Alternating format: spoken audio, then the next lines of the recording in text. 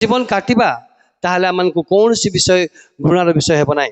तेणु एठा लेखा जाए आ कहब मु उपदेश किपरि घृणा कली पुणी मोहर मन अनुजोग को किपरि तुच्छ कला। कारण ये यौवन अवस्था रे आम माने प्रत्येक आपण ठारू बड़ बड़ व्यक्ति मानकर विषय को बड़ बड़ व्यक्ति मान को आम कौन करथाउ घृणा करथाउ। ईश्वरंकर दास मानकर विषय को आम कौन करथाउ अवहेला करथाउ।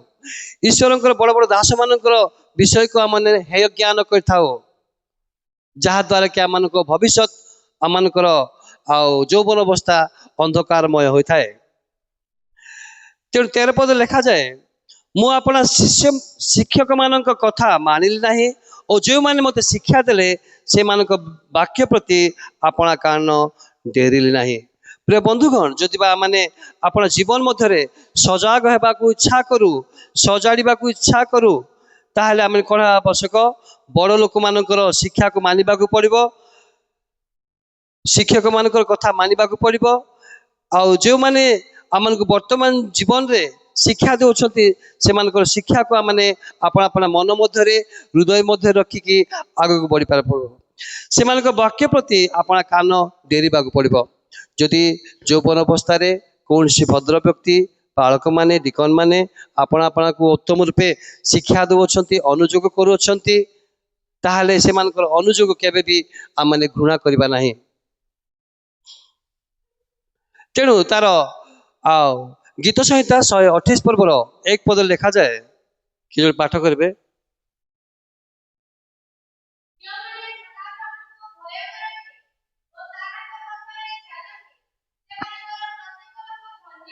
जो माने सदाप्रभु को भय करती और ताहांक पथरे चलती से मानकर प्रत्येक लोक धन्य। यह हूँ आम जीवन मध्य यौवन अवस्था आमने यह एक बाध्यतार जीवन काटिबा आवश्यक। आमने जदि सदाप्रभु को भय करवा कारण भयर ही आम को जय मिलता है। तेणु सर्वदा मैंने कौन है आवश्यक सदाप्रभु को भय करवा आवश्यक सम्मान्य बड़ लोक मान को भय करवा आवश्यक। जदि यही यौवन अवस्था छोट अवस्था आम जदि यही सब मानिक चलवा ताहले आमनकर भविष्य से दिन से फूल बिकाली भाया न होई आमनकर भविष्य उज्जवलमय हो जिवो और ताहांक पथरे चलती जदि आम सदाप्रभुकर पथ पथ मान आम जीवन मध्य जगत मध्य बंचा मात्र के स्वर्ग एवं नरकर दुईटी पथ थाए आम के पथ को चयन करियछु ताहा चिंता करबा आवश्यक। अनेक दास माने आम कहती स्वर्ग एवं नरक विषय किंतु एटा लिखा जाए जो माने ताहांक पथरे चलती से मानकर प्रत्येक लोक धन्य। जदि आम ईश्वर वाक्य प्रति ध्यान देबा ताहांकर वाक्य को ध्यान देबा से ईश्वर लोक मान को सम्मान देबा एवं आपण यौवन अवस्था को गढ़ा ताहले प्रभु आमनकर पथ कौन करेंगे परिष्कार करेंगे। दाऊद मध्य ठीक से प्रकार जड़े नम्र व्यक्ति थिले से सर्वदा कौन करते से ईश्वर को राज्य निमंते कार्य करने निमंते से बढ़ुले से कौन से मते पछुआ घुंचा हो नथिले से अशिक्षित हो बा शिक्षित हेले सुधा आम कौन है आवश्यक ईश्वर गौरव प्रशंसा करी बढ़िबा आवश्यक। प्रथम तिमोथी तार 4:12 पद टिके देखिबा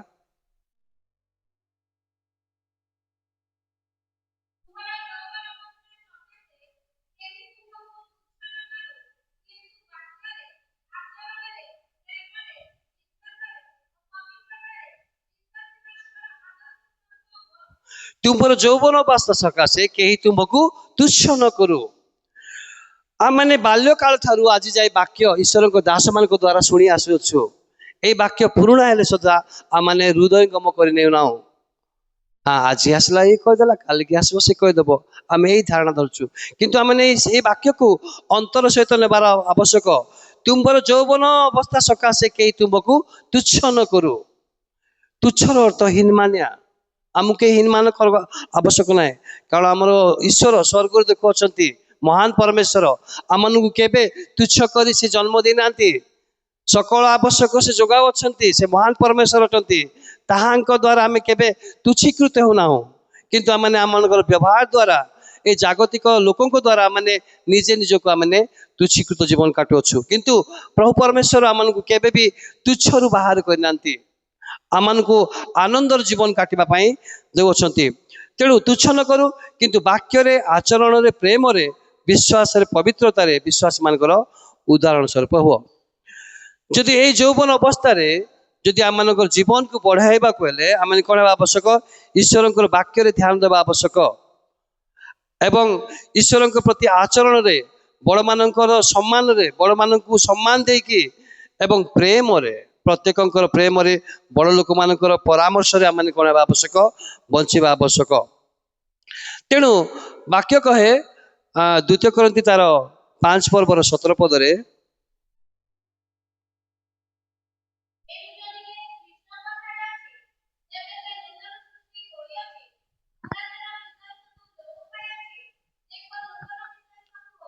ଏଣୁ ଯଦି କେହି ଖ୍ରୀଷ୍ଟଙ୍କ ଠାରେ ଅଛି ତେବେ ସେ ନୂତନ ସୃଷ୍ଟି ହୋଇଛି।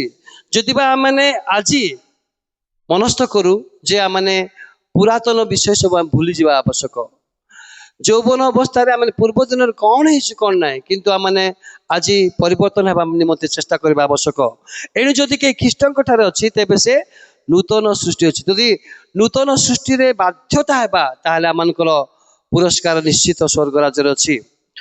ପୁରାତନ ବିଷୟ ସବୁ ଲୋପ ପାଇଅଛି, ଦେଖ ସବୁ ନୂତନ ବିଷୟ ଅଛି। ଏଇ ଯୌବନ ଅବସ୍ଥାରେ ଆମେ କେଡ଼େ ଖରାପ, କେଡ଼େ ଅଭଦ୍ରାମୀ ହେଲେ ମଧ୍ୟ, କେଡ଼େ ଅବାଧ୍ୟ ହେଲେ ମଧ୍ୟ ଆମେ ଈଶ୍ୱରଙ୍କ ପ୍ରତି ଦୃଷ୍ଟି ରଖି ଚଳିବା ଆବଶ୍ୟକ।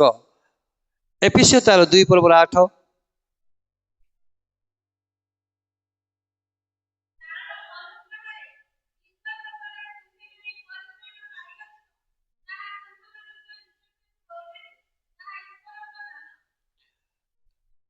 ଏଫେସୀୟ ତାର 2 ପର୍ବର 8 এই প্রকার লেখা যায়, কারণ অনুগ্রহের বিশ্বাস দ্বারা তুমানে পরিত্রাণ পাইছ। ଆମେ ଏଇ ଯୌବନ ଅବସ୍ଥାରେ ଅନୁଗ୍ରହ ପାଇଅଛୁ, ବିଶ୍ୱାସ କରିଅଛୁ, ଈଶ୍ୱରଙ୍କୁ ମଧ୍ୟ ପାଇଅଛୁ, କିନ୍ତୁ ତାହାର ମୂଲ୍ୟ ଆମେ ଏଇ ଯୌବନ ଅବସ୍ଥାରେ ରଖିବା ଆବଶ୍ୟକ। ଯୌବନ ଅବସ୍ଥାରେ ଆମେ ଏହି ବିଶ୍ୱାସର, ଅନୁଗ୍ରହର ମୂଲ୍ୟ ରଖିବା ଆବଶ୍ୟକ। ଯଦି ରଖିବା ତାହେଲେ ଆମେ ବାଧ୍ୟତାର ପୁରସ୍କାର ନିଶ୍ଚୟ ପାଇବା। ଆପଣର ପଥ ମଧ୍ୟ ପରିଷ୍କାର ରହିବ। ତେଣୁ ଆମେ ଦେଖୁ ଆଉ ଏଇଠି ଲେଖାଯାଏ, ଅନୁଗ୍ରହରେ ବିଶ୍ୱାସ ଦ୍ୱାରା ତୁମାନେ ପରିତ୍ରାଣ ପାଇଅଛ। ଆମେ ସେଇ ପରିତ୍ରାଣକର୍ତ୍ତା ପ୍ରଭୁ ଯୀଶୁ ଖ୍ରୀଷ୍ଟଙ୍କୁ ଆମେ କ'ଣ କରିଛୁ? ବିଶ୍ୱାସରେ ପାଇଛୁ। କାରଣ ବିଶ୍ୱାସ ହେଉଛି ଏ ଜଗତ ମଧ୍ୟରେ ପ୍ରତ୍ୟାଶିତ ବିଷୟର ମୂଳଭୂମି। ପ୍ରତ୍ୟେକ ବିଷୟକୁ ଆମେ ବିଶ୍ୱାସ ସହିତ ବଞ୍ଚିବା ଆବଶ୍ୟକ। ଯଦି ବା ବିଶ୍ୱାସ ସହିତ ବଞ୍ଚିବା, ବାଧ୍ୟତାର ସହିତ ବଞ୍ଚିବା, ତାହେଲେ ଆମମାନଙ୍କୁ କୌଣସି ପଥ ରୋକିବ ନାହିଁ। ପ୍ରଭୁ ନିଶ୍ଚୟ ଆମମାନଙ୍କୁ ସେ ସ୍ୱର୍ଗର ପଥକୁ କଢ଼ାଇ ନେବ। ପ୍ରଭୁ ଏହି ପଠିତ ଅଳ୍ପ ବାକ୍ୟରେ ଅନୁଗ୍ରହ କରନ୍ତୁ। ଆମେନ୍।